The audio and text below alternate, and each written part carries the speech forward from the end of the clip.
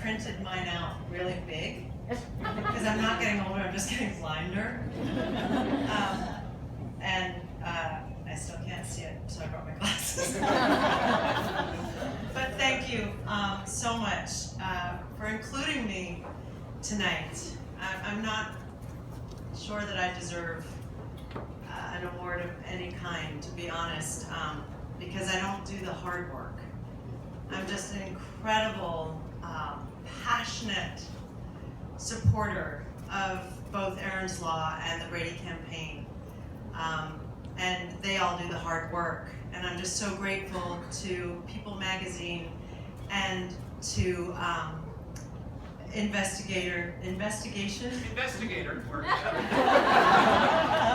just Henry, Discovery, for just shining a spotlight.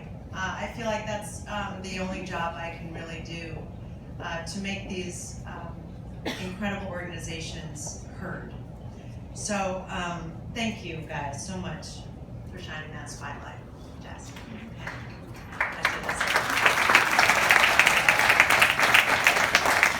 So it's hard. I have to talk about two organizations that I'm a tremendous supporter of in a much less coherent way than Padma did, and she didn't even have notes. So I'm mortified, but I'm going to just forge ahead.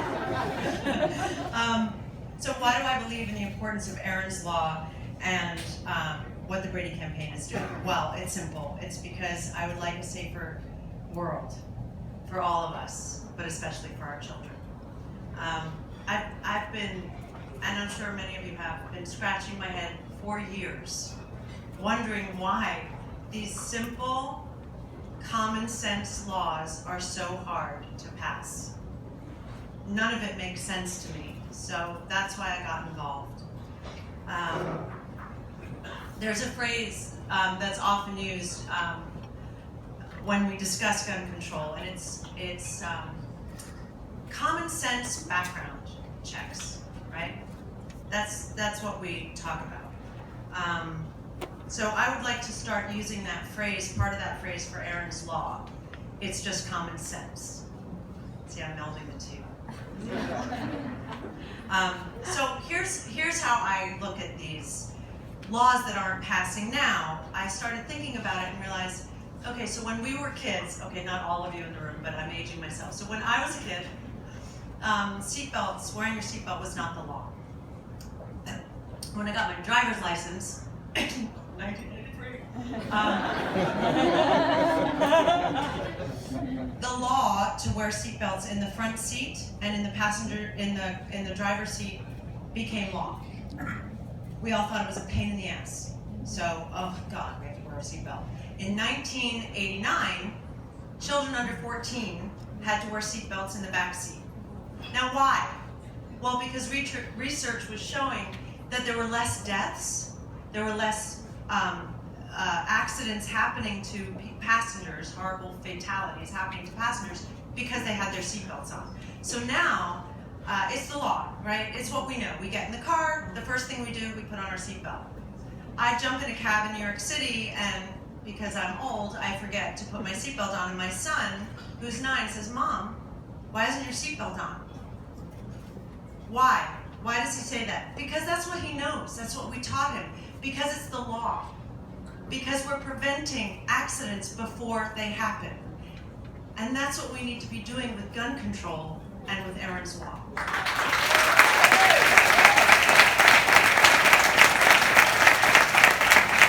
So it's just common sense, right, to protect yourself before an accident could happen. So when 90% of Americans, 90% agree with common sense background checks and common sense gun laws, why? Why does it feel like we're constantly pushing this boulder up a mountain to get anything done? It's absurd to me that massacres keep happening in our country. And we talk about it for the week that it happened, and then it all just disappears. It goes away, except 90% of us, that's gun owners included, agree in common sense background checks. It's that simple. So we need to raise our voices here, people, because it's going to keep happening. Vegas happened maybe less than 2 months ago, 6 weeks ago. Since then, honestly, since I was working on this speech, I kept having to change the numbers of deaths in this country. Since Las Vegas, over 900 people have died from gunshot wounds in our country. Think about that. What are we doing? Something has to change. Okay, so Erin, sorry, I have to meld them. Erin, Merryn, who's here tonight, she's undertaken a remarkably brave endeavor. She turned her nightmare of sexual abuse into a road to recovery by helping children find their voice to speak out against sexual abuse. Erin didn't have the knowledge or the tools when she was a little girl and being sexually abused to know that she could go to her parents and tell them. She was told to be quiet, not speak up, or something bad would happen to her family. So here's the question that Erin always talks about, and really this award belongs to her. She always says, why is it that when we were little and in school, we had mandatory fire drills? In every school across the country, we all had them, right? Just in case there's a fire, this is how you get out. So why don't we have prevention classes for children to teach them in an age-appropriate way? What is safe touch? What is not safe touch? When is it okay for me to tell someone that something bad is happening to me? The same way we protect them from fires happening. This is the stairs out. Well, give them the tools. Dear God, we should be giving our children every tool in the shed.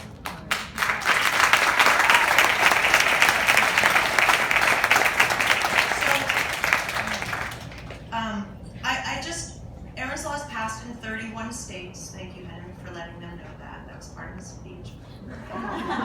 It's passed in 31 states. I'm mortified as a proud New Yorker that it has not yet passed in New York. Erin and I have diligently called people, but we're going to, and mark my words, Merryn will not rest until Erins Law has passed in all 50 states. That will happen.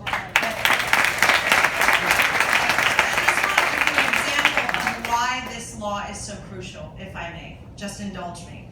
So, in Maryland, where the law did pass, there was a 4th grade class that was given a presentation about sexual abuse prevention in an age-appropriate way. And a 9-year-old little girl went up to the teacher and said, well, I've been sexually abused since I was 3.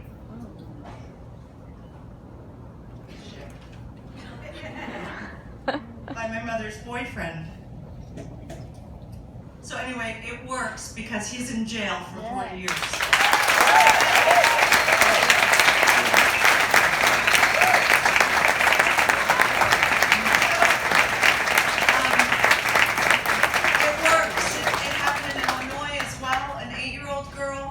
He's now behind bars. It gives kids the courage to come forward and say, oh my God, I have a voice, and not live through these atrocities thinking they deserve it or they can't do anything about it, so they just suffer through it.